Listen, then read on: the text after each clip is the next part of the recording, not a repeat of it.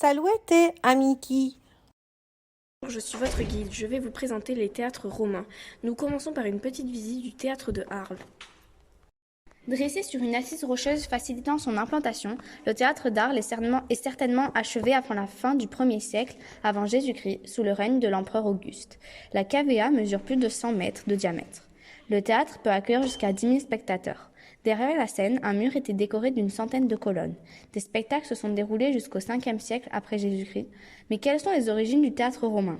Durant l'époque républicaine, jusque dans les années 30 avant Jésus-Christ, les Romains construisent des bâtiments provisoires pour accueillir des pièces de théâtre liées à la célébration de jeux à caractère religieux qui sont organisés par des magistrats. En 154 avant Jésus-Christ, le magistrat Caius Cassius Longinus entreprend de construire à Rome un théâtre en pierre, mais le consul Scipion Nasica le fait détruire. Il faut attendre 55 avant Jésus-Christ pour une nouvelle tentative. Le premier théâtre est apparu en 55 avant Jésus-Christ. Il se compose de gradins qui forment la cavea. En contrebas, l'orchestra sépare la cavea du bâtiment de scène. Le bâtiment de la scène est composé de la scène et du mur de scène derrière lequel s'abritent les coulisses.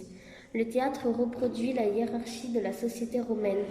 Chaque partie de la population accède à la partie des gradins qui lui est réservée et ne se mélange pas avec les autres classes sociales.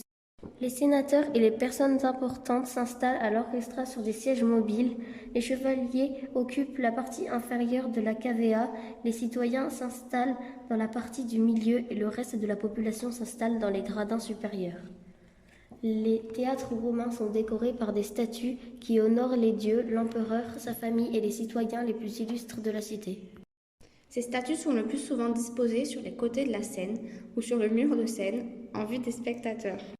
Les deux théâtres les plus préservés sont celui d'Herculanum en Italie du Sud, figé par l'éruption du Vésuve en 79, et celui de Leptis Magna en Libye.